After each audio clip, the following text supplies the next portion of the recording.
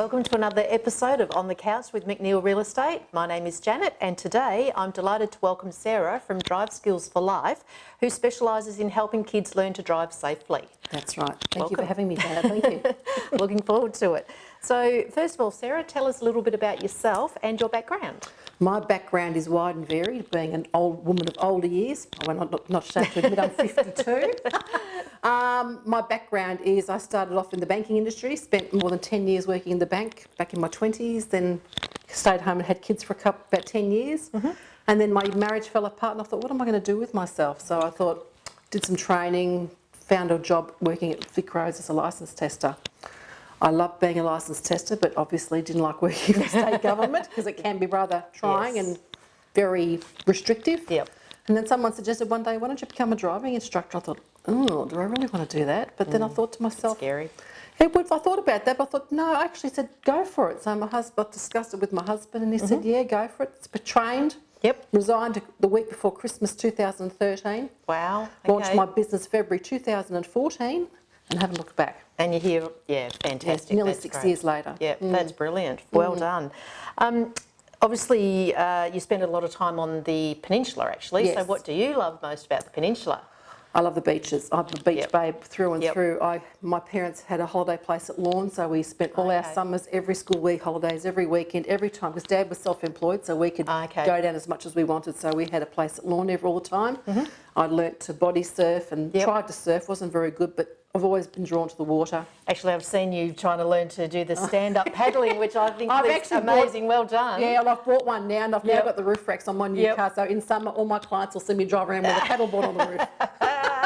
They'll be able to catch me at the bottom of this hill falling off. Oh, no. As long as you can swim. Yeah, so the beach, always the beach, always got to have water around me. Yeah, yeah. No, that's awesome. Now, you've actually answered my next question, which is how long has Drive Skills for Life been in business, which is absolutely fantastic. Now, I've actually been watching how your business has grown and developed. There's actually more than just you now, isn't there? It is. I have a couple of people that subcontract for me. I've got a gentleman called Colin, who's my manual instructor, and I've also got a gentleman called Dan, who's my other auto instructor, because I just found the Badira was filling up and I hated letting people down. Yes. And the great thing about Dan is the fact that he's a qualified psychologist and a high school teacher, and he doesn't want to work full time, so he can pick up the slack and take a few days of work from me when I can't deal with clients who want to be seen straight away. Straight away, okay. So that seems to be a really good thing that's working out. Great, that's fantastic. No, awesome. So why did you actually start your business and who is your ideal client? So I know you said you sort of encourage, but why do it?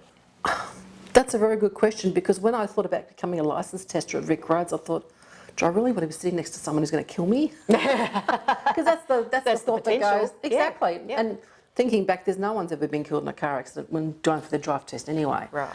And so I thought to myself, I love my kids and I want to be able to spend more time with them, but when you're employed by someone, you can't do that. You can't, yes. They've got footy training, they've got dental appointments, and you can't fit around that. So being your own boss has allowed me that greater freedom to be able to say, no, I'm not going to work this afternoon. I'm going to go to my daughter's school sports, or I'm going to be able to attend her school play that evening. I can take Christmas off. I don't have to work Christmases anymore. Yes. And that's the beauty of it, because my partner only gets leave at Christmas. Okay. So now I can. Yeah. Whereas I never got that before. Right. So it's the flexibility. Brilliant. And being able to decide what you want to do. Yes. With your business. Yep. As you can appreciate. Yes, very much.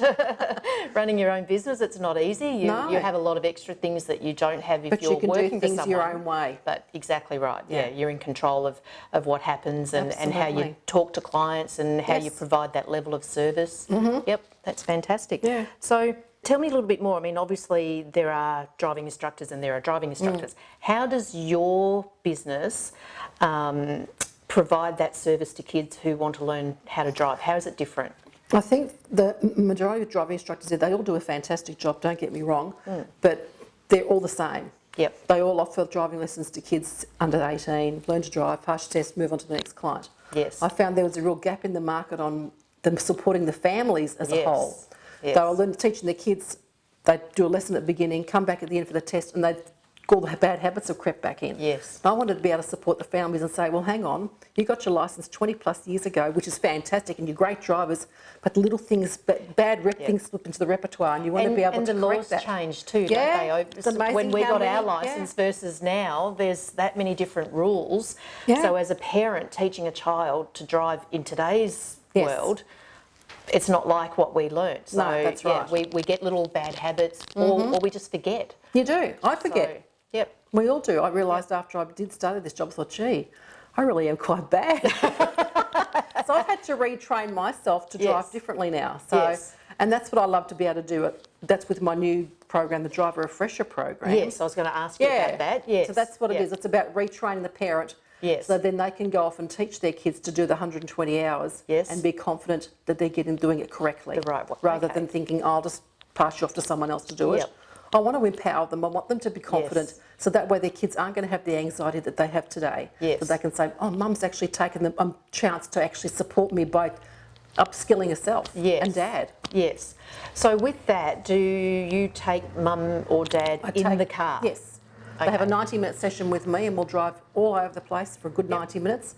And I'll just assess their driving. Nothing's going to be nasty. Scary. No. And it's just general conversation, and I'll do a little tip sheet and mark sheet, and then I'll work out things that need to be improved. And then they'll have another 1 hour session with me. I'll put them in the car and pretend they're their child and show them how I'm going to teach their child.